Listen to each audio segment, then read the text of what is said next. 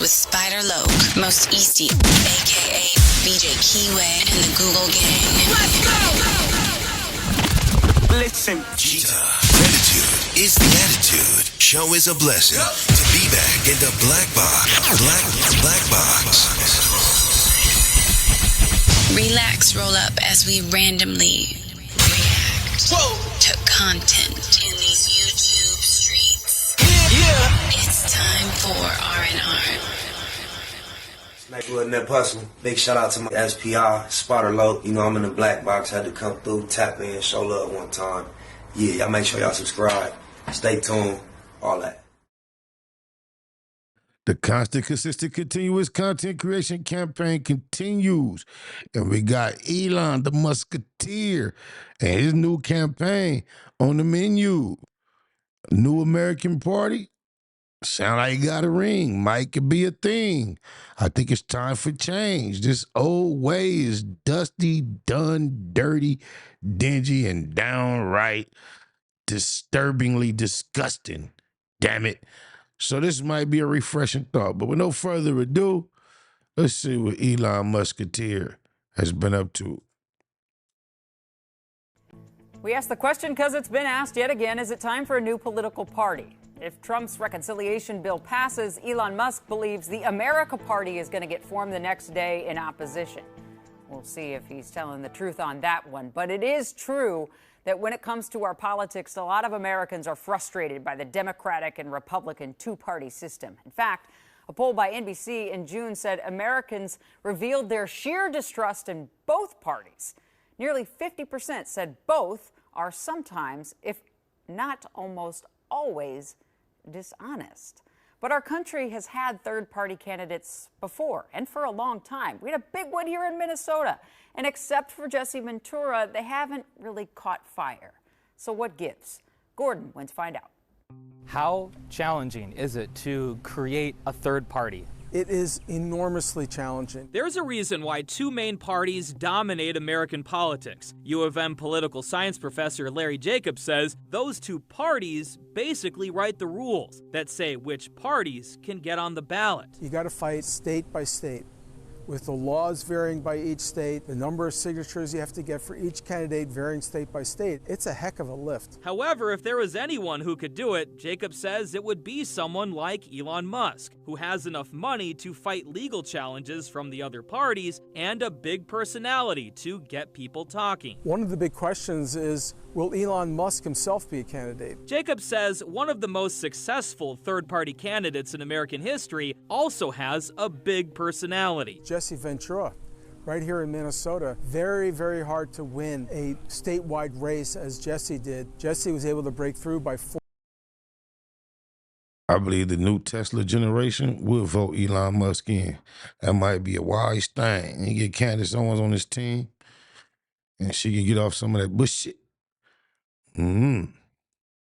Force of personality and some real disgust towards the major parties. But with Musk, would his personality bring in voters or scare them away? Does he go front and center in terms of pushing for this party, or does he retreat in the background? Hamline University politics professor David Schultz says that's the big question, along with the party's stance on important issues. Many people have argued for years that a fiscally conservative, socially liberal party would probably capture a large chunk of where the American electorate is right now. Schultz says polling does suggest many Americans are looking for an alternative to the two parties. He argues the easiest path to building a new party would be to wait on the presidency and instead focus on building the party in Congress. If he could target a half a dozen Senate races, a half a dozen House races, and win those, that would hold the balance of power in the House or the Senate, and that would give his small coalition an incredible amount of leverage. Jacobs agrees. Maybe even a few state races would generate buzz and give this new party the attention it needs to grow. Pick a few states, pick a few races,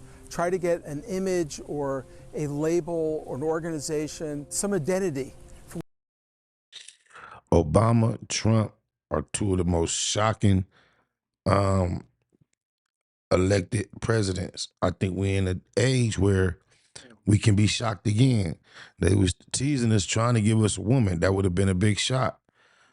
a president from a third party outside of Democrat or Republican fits right into the natural progression to me or evolution of the era of the shock of what president makes it. Even Joe Biden, for a whole nother reason, his incompetency toward the end was a shock.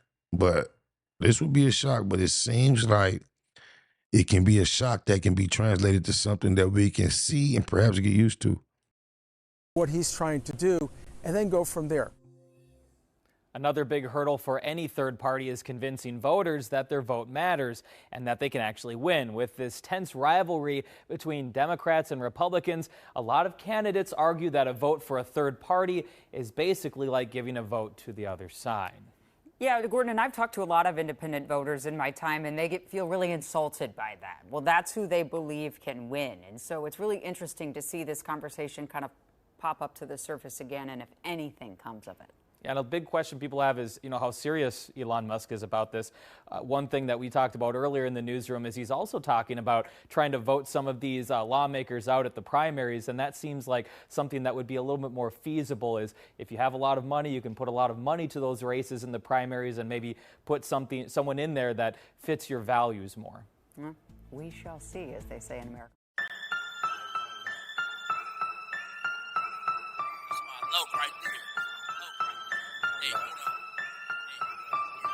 That's my day uno. Only me and him in his two-door Benz. That's my bro. We don't call each other friends, day uno. Even ride with me to the end. Even let me have the last shot of hen.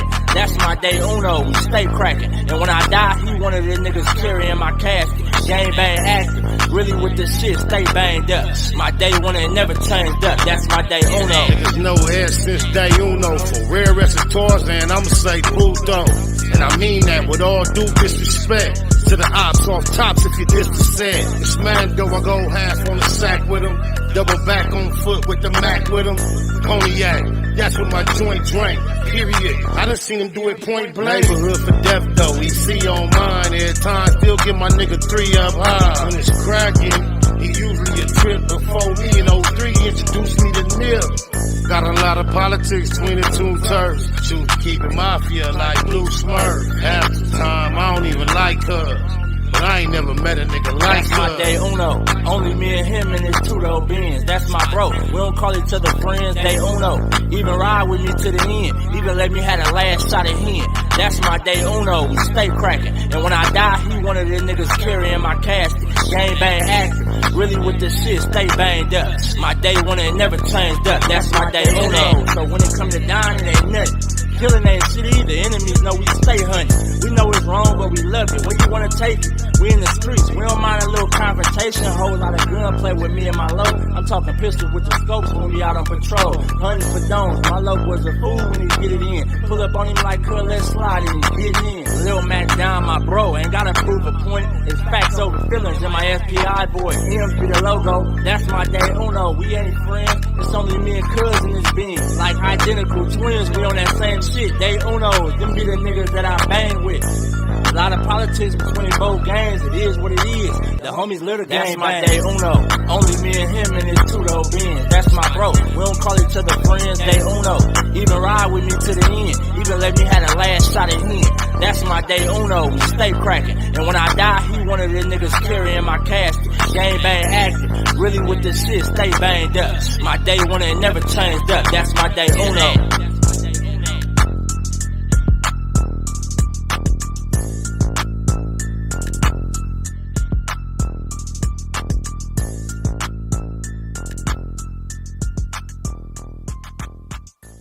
Neighborhood Net Hustle. Big shout out to my nigga SPI, Spotter Low. You know I'm in the black box, had to come through, tap in, show love one time. Yeah, y'all make sure y'all subscribe. Stay tuned, all that. It's the homie cook-up boss, goddammit, Cub Low. And y'all tuning in to the Wake and Bake Show with goddammit the homeboy Spider Low. Here with SPI, the realest nigga in LA. Spider this bitch. My nigga Spider Low. Spider Low, nigga. Spider Low. It's Spider Low. Spider Low. Spider Low. Spider Low. So Spider looks at me because we go back to the juvenile side of the county. What the fuck? My nigga. Spider Low. Spider Low. Shout out to SPI, that motherfucking nigga. Spider Low, Wake and Bake. Better keep it Google, nigga. Loke is in LA somewhere doing what he's doing. In the words of Spider Loke on my mama's mama. Spider Loke's gear. This is Bay Mac.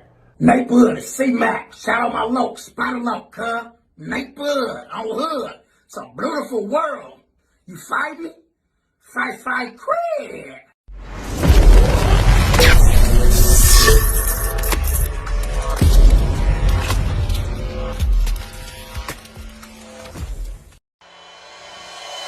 Point blank, do no subliminal dissing. When I listen, I can tell you never been on no mission. Sticking to the script, don't care if I offend you. Neighborhood crib, the marathon I overlook my competition, never seeing them. I done trained my mind that I'm going. You could tell by how I walk, talk, I'm a boss. A east side millionaire, homie, what you thought? My life is a movie.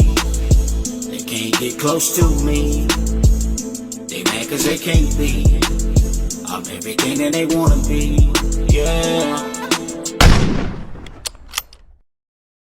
You are now in the Black Box with Spider Loke, Most Easty, aka BJ Keyway, and the Google Gang. Let's go!